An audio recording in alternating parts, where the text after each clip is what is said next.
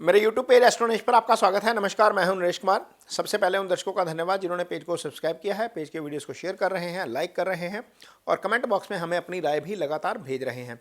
दोस्तों, आज बात करेंगे मंगल के गोचर की। मंगल ज्योतिष में पराक्रम के कारक ग्रह हैं। मंगल के कारण ही आप में कॉन्फिडेंस आता है, हौसला आता है। मंगल ही बॉडी में बॉडी मास का जो है वो ग्रह है, इसको बॉडी मास का प्रतिनिधित्व करता है।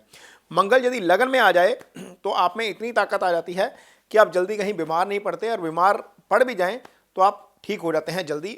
ये आपको मंगल ताकत देता है। और वह मंगल अब 5 फरवरी को अपनी उच्च राशि में प्रवेश करेंगे। मंगल की उच्च राशि है मकर। हालांकि ये शनि की राशि है, लेकिन मंगल यहाँ पर आकर उच्च स्थिति में हो जाते हैं, यानी कि यहाँ पर मंगल की ताकत आके बढ़ जाती है।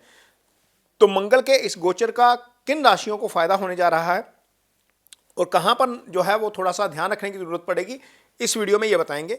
तो सबसे पहली राशि जिसको मंगल का फायदा होगा इस गोचर का, वो है सिंह राशि। सिंह राशि के लिए मंगल का फायदा इसलिए है क्योंकि सिंह राशि के लिए सबसे पहले तो यह है कि मंगल योगाकारक ग्रह हैं। योगाकारक ग्रह इसलिए क्योंकि मंगल की जो मेष राशि है, जो मूल त्रिकोण राशि है, वो 9वें भाव में आएगी और एक जो चौथे भाव में आएगी वो है वृश्चिक राशि। तो मंगल एक तो भाग्य स्थान के स्वामी हैं, एक सुख स्थान के स्वामी हैं।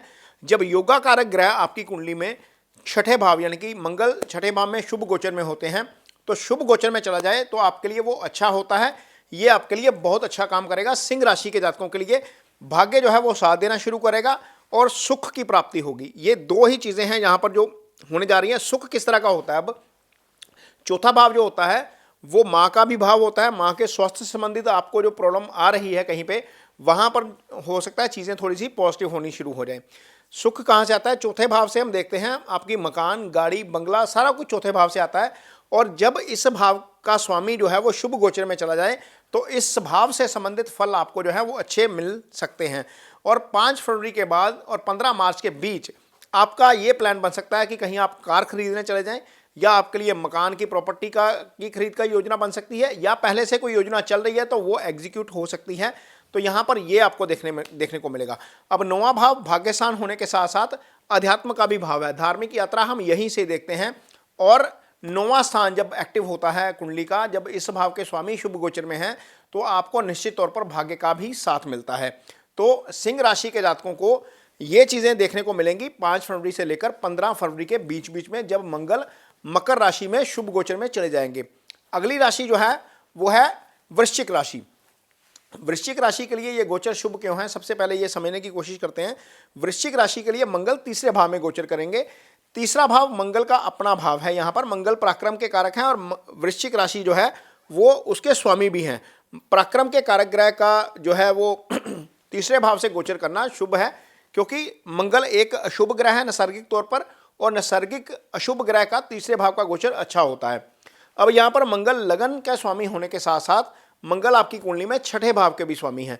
तो इसका मतलब यह है कि छठे भाव के परिणाम भी आपको शुभ मिलेंगे। लगन के यानी कि राशि के परिणाम तो आपको शुभ मिलेंगे ही मिलेंगे।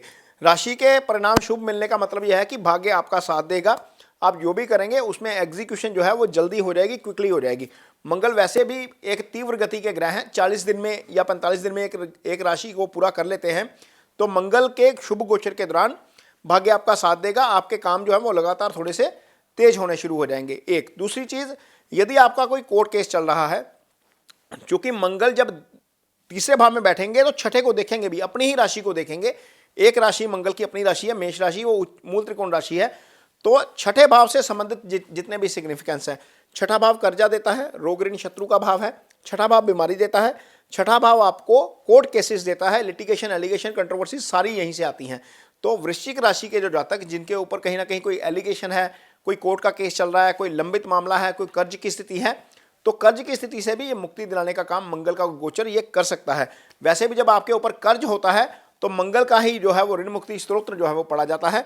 तो वृश्चिक राशि के जातकों के लिए ये गोचर जो है वो अच्छा होने जा रहा है। आपको इसका निश्चित तौर पर 40 दिन के दौरान काफी फल देखने को मिलेगा। अगली राशि जिसके लिए ये गोचर अच्छा साबित होने जा रहा है वो है मीन राशि। मीन राशि के लिए मंगल जो है वो 11वें भाव में गोचर करेंगे। मंगल का 11वें भाव का गोचर शुभ होता है, लिहाजा मीन राशि के जातकों को इसका काफी फायदा होगा। अब मीन राशि के जातकों को कैसे फायदा होगा? मंगल 2 भावों के स्वामी हैं।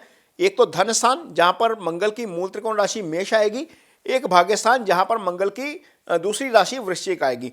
तो मंगल जब शुभ गोचर में होंगे तो इन दोनों भावों का फल करेंगे। निश्चित तौर पर आपका कोई प्रोग्राम बन सकता है धार्मिक स्थान पर जाने का, धार्मिक यात्रा करने का। यहाँ पर आपको ये जो है वो आपकी यात्रा ये अच्छी रहेगी, फ्रूटफुल रहेगी। यदि आप कोई काम कर रहे हैं, वहाँ पर सफलता नहीं मिल रही थी, कोई बाधा आ रही थी, कोई हर्डल क्रिएट हो रही, तो वहाँ पर आपको चीज़ें ठीक होती हुई नजर आएंगी। ये आपके लिए काफ़ी अच्छा रहने वाला है और भाग्य आपका साथ देगा। निश्चित तौर पर चूंकि धन भाव के स्वामी भी हैं तो धन में भी मंगल वृद्धि करेंगे। तो ये 3 राशियां ऐसी हैं जिनके लिए मंगल का गोचर शुभ है। लेकिन 2 राशियां जिनको थोड़ा सा ध्यान रखना चाहिए। पहली राशि है आपकी कुंभ राशि, क्योंकि कुंभ राशि से मंगल का गोचर 12वें भाव में होगा। 12वें भाव में मंगल का गोचर शुभ नहीं है।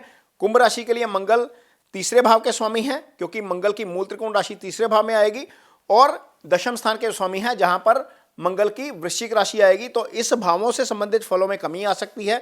भाई का सहयोग कम मिल सकता है। आप में डेडिकेशन या आप में डिटर्मिनेशन की थोड़ी सी कमी हो सकती है।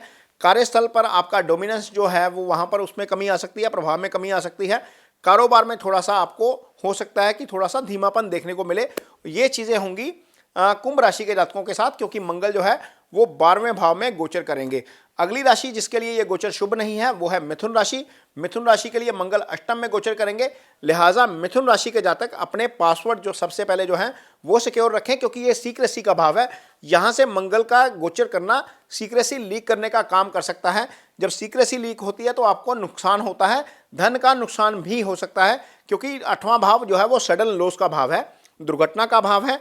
यहां पर मिथुन राशि के जातकों को खासतौर पर गाड़ी धीमी चलानी चाहिए, क्योंकि यहां पर मंगल जब आ जाएंगे उसके ऊपर से गोचर करेंगे अष्टम भाव के ऊपर से, तो गाड़ी कृपया धीमी चलाइए। या कहीं पर भी आप आ जा रहे हैं तो ध्यानपूर्वक चलिए। सीढ़ियां उतर रहे हैं, चढ़ रहे हैं, वहां पर भी आपको ध्यान देने की जरूरत पड़ेगी। तो ये 2 राशियां ऐसी हैं जिनको मंगल के गोचर के दौरान ध्यान रखने की भी जरूरत होगी। तो ये वीडियो आपको कैसा लगा इस पर कमेंट बॉक्स में अपनी राय जरूर दीजिए। यदि ये वीडियो अच्छा लगे तो इसे शेयर जरूर करिए, पेज को सब्सक्राइब जरूर करिए। इसके साथ ही मुझे दीजिए इजाजत। नमस्कार।